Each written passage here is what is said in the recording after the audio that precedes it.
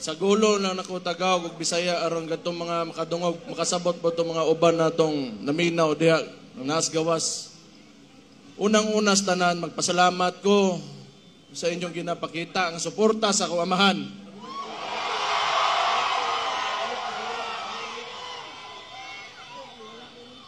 Naglagot lang ko sa inyo ha kay kada makita nako ang naong sa akong amahan bit-bit ninyo kahilakon ko.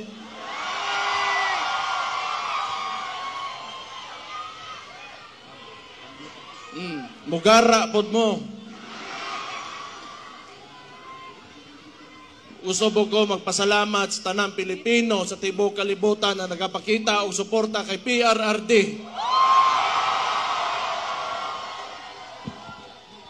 Kabaw mo tinuod lang sukad nga giaresto ako amahan illegally. Wag gyud ko kasabot sa akong gibati. It has been a roller coaster of emotions for me tinuod lang. But every time makita na ko suporta ninyo, makusgan yung ko. Salamat kayo.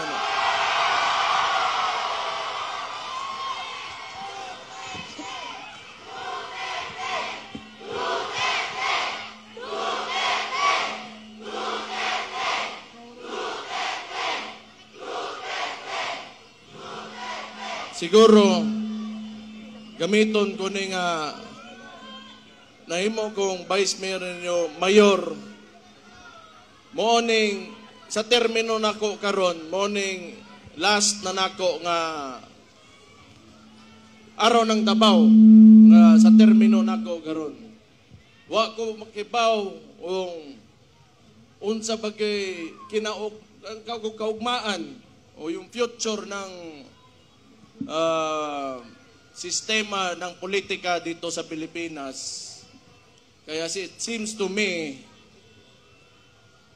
the stories that I've heard about martial law and oppression is synonymous with the Marcos family name.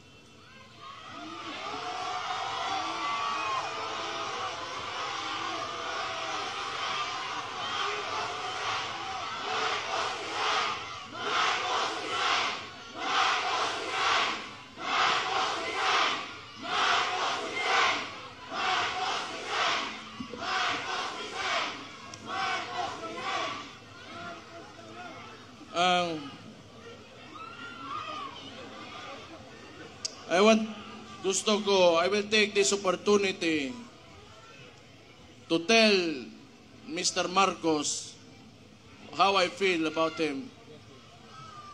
Mr. President Marcos, you will never be loved.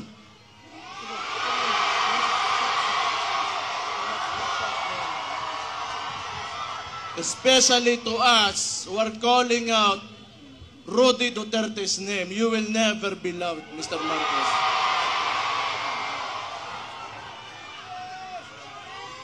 We will stand up and we will fight back.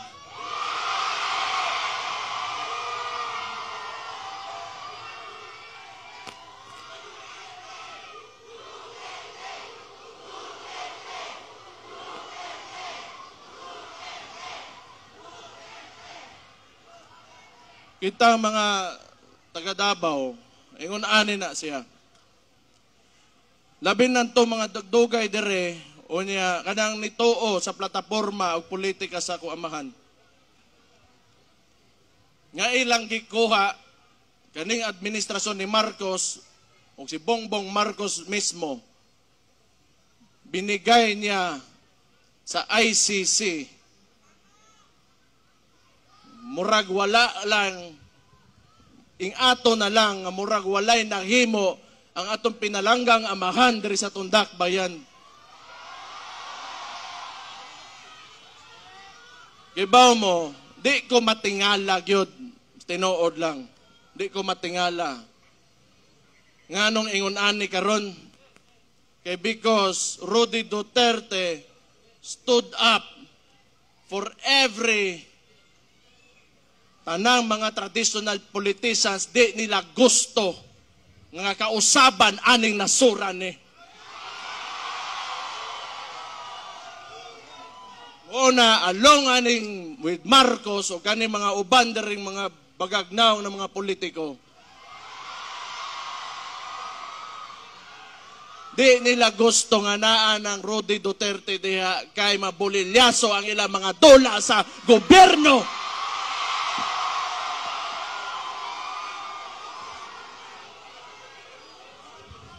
Gusto ko lang niingnon kay Bongbong Marcos. Aside you not being loved by the people, all you have is the government's resources and your term. Beyond that, you are nothing.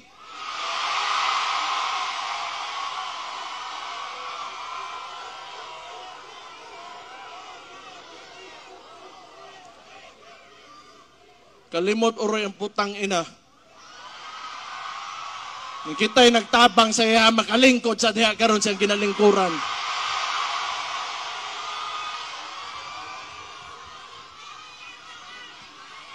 And I truly pray, Mr. Marcos, that you will be able to finish your term. I pray.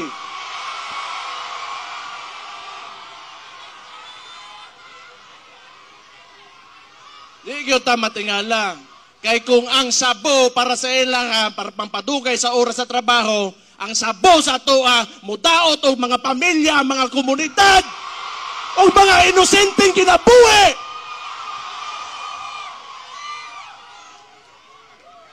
Di ko matingala nga nung ingana na sila. Sige lang.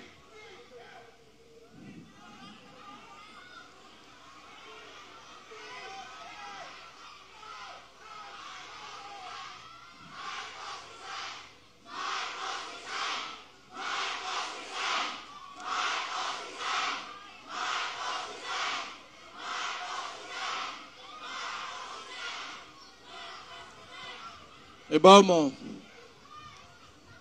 si Rudy Duterte, nga nung naaresto siya, naasa diya karon sa ICC, kay ning barog siya sa iya mga tinuuhan sa politika, nga tanaw niya, mo'y makapasaka o makapalambo sa kinabuhi sa mga Pilipino. Okay ba mo, dili gini panahon nga magluya-luya ta. Dili ni panahon para magluya-luya ta. Dili nato sayangon ang sakripisyo nga gipakita ni Rudy Duterte. Di gyud ni mahuman karon ug di na gyud ni mahuman.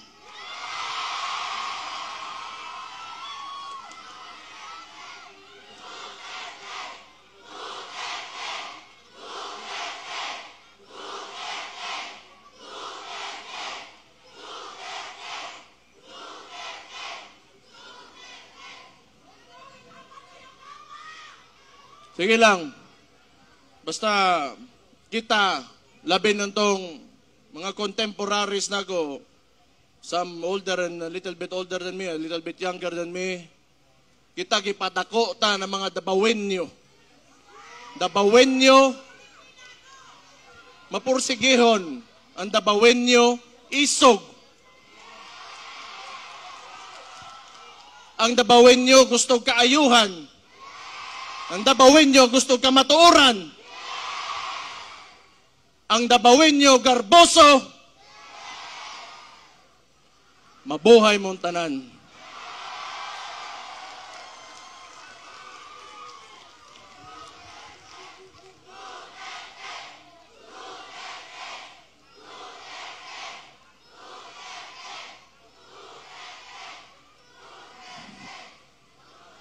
Basta ako, sige lang, paminaw na ko, gidaog-daog yung tagtaman yun karon, gitamak-tamakan yun ta.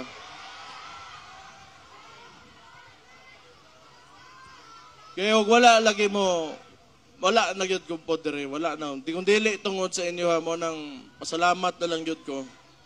Ako, usar ako kataw, anak ko sa ko amahan, pero dili ko gaingon ani mga istoryane, wa ko gaingon ani.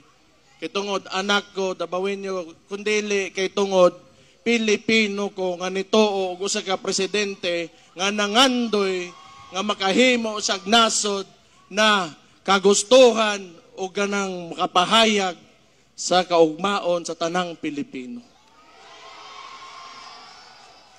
Dili ni tungod kay atuan, dili ni. It's about us, the Filipino people.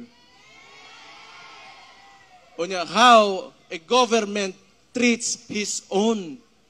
Iyang gipapreso. Dili na lang ko mo mention kay personal, pero ing na lang po nako, dari usbo nako.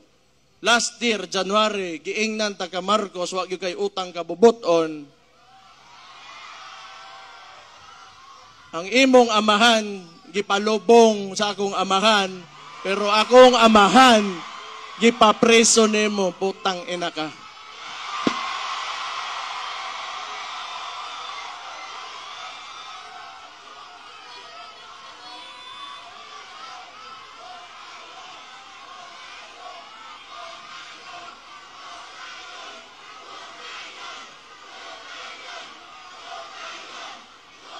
Ayaw, paginguna na. Ayaw hukayon. Dili ta na. Way labot ang patay ang istoryaan eh. Way labot ang patay. Naana na diha. Pasag din na ninyo. Noon, wala man si akong amahan dire, inyong tatay Digong, wala man dire sa Pilipinas. Pero kay baw ko, nagpabilin iyahang inspirasyon o ang iyahang spirit within every Filipino nga na-touch niya sa iyahang termino. Basta ako, ang tambag lang nako ninyo, mga Dabawenyo, kamo mga ubang Pilipino na nakikinig ngayon, do not ever allow your government to treat you how they treated my father.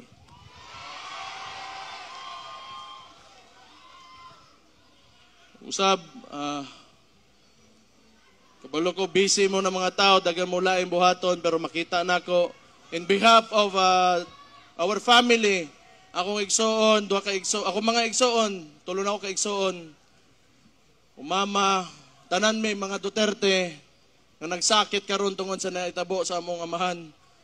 Salamat kaayo, gyud sa inyo suporta. Salamat kayo sa inyo ginapakita.